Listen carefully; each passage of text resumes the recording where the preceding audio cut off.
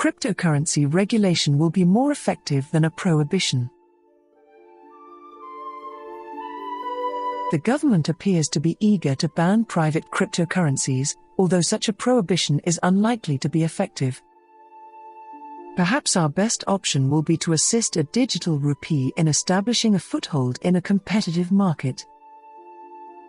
India's government has a complicated relationship with currency, as seen by its mistaken attempt 5 years ago to stamp out ill-gotten wealth and illicit behaviour through a note ban.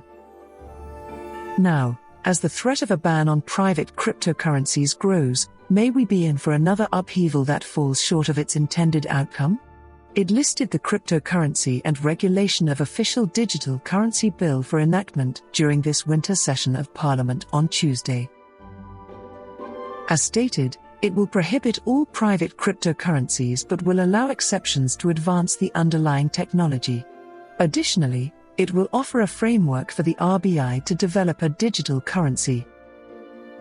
While its ultimate shape may elicit relief from India's cryptosphere, which has a lot at stake, it appears for the time being that the centre is prepared to crack down hard on blockchain-based coins.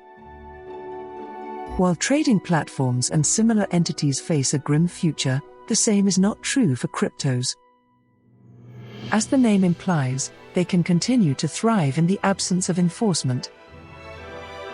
Money is fungible, and their global popularity has conferred fungibility on crypto assets. As previously said, it was demonetization that brought Bitcoin into social discourse, with stories of modest fortunes being locked away for exclusive access via secret codes.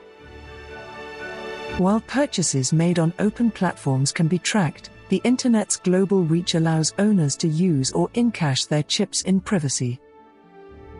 Due to the fact that tokens issued outside our jurisdiction cannot be deleted, prohibiting them is likely to harm legitimate cryptocurrency firms but will ultimately prove useless.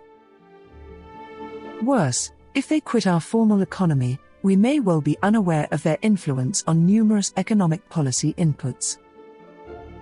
Regarding exceptions to permit blockchain-based value generation, while this sounds like a reasonable concession, it may be difficult to achieve the necessary technical distinctions to allow us to monitor the industry in a non-arbitrary manner.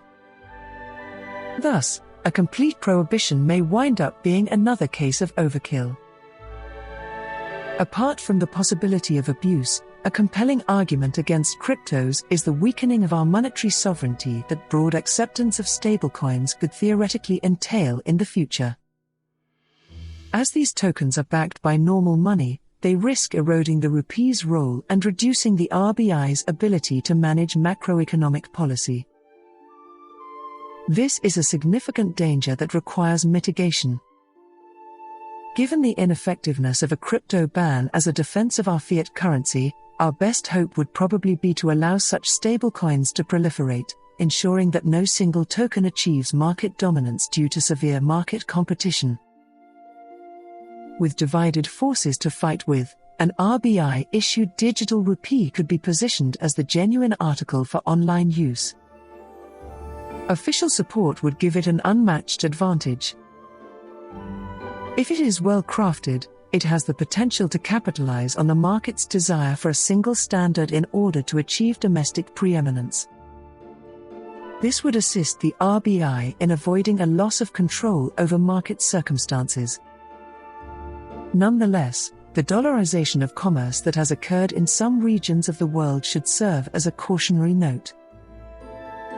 Because digital tokens are not bound by national borders, their widespread use would erode our capital restrictions. As a result, this would put pressure on the RBI to prevent the rupee from losing value both within India and in relation to other currencies, such as the US dollar. Thus, inflation must be kept low and consistent in order for a digital rupee to remain competitive. Nobody can predict how this will all play out. However, knee-jerk restrictions rarely succeed. Rather than that, let us control cryptos,